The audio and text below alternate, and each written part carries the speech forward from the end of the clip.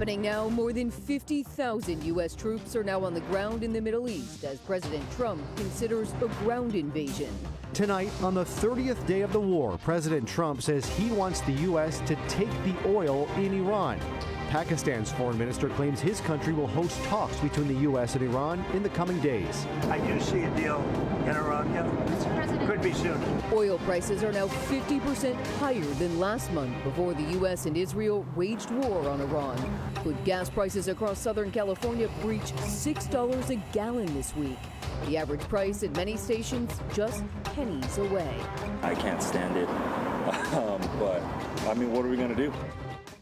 So the big question tonight, what will President Trump do next? Will he send ground troops into Iran, and what will that do to the MAGA coalition back home, who was promised no more wars? Eyewitness News reporter Tim Pulliam is following the latest developments tonight.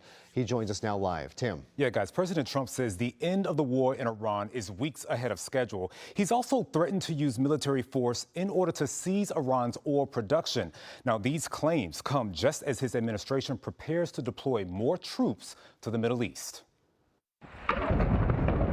As the U.S. war with Iran rages into a second month, some worry the U.S. could send military forces to combat inside Iran. The region already has 50,000 U.S. troops. 3,500 sailors and Marines from the 31st Marine Expeditionary Unit have arrived to the Middle East with high-powered weapons.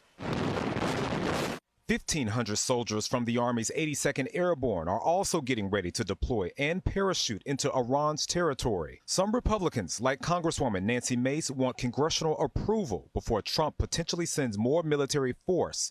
Democratic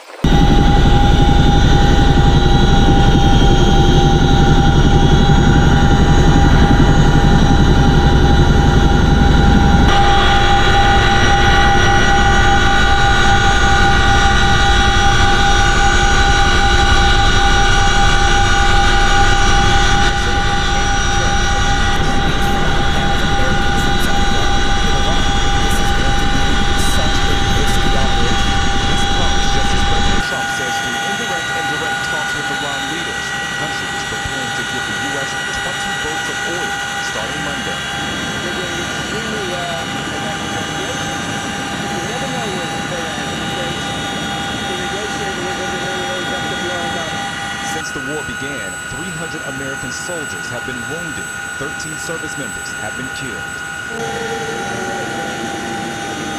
During Sunday's Palm Sunday service, Pope Leo speaking out against the war in Iran.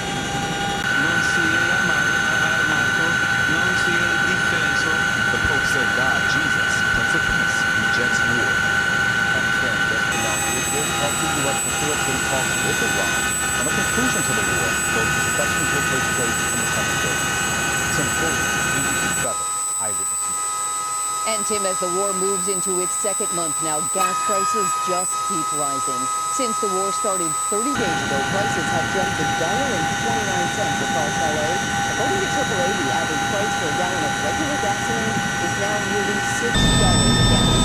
With a $5.99 a gallon in LA, County and West County, West County, Orange and Ventura counties. Tonight, we caught up with some frustrated drivers filling up for the week ahead. The president told us that he's going to raise prices, you know. I mean, all I see, everything's going up, you know. I don't see no change, but I mean, it is what it is. I think we're going to see it rise a lot more in the near future. We're not even in summer, so I'm anticipating $8, probably even $9 as an average throughout Los Angeles.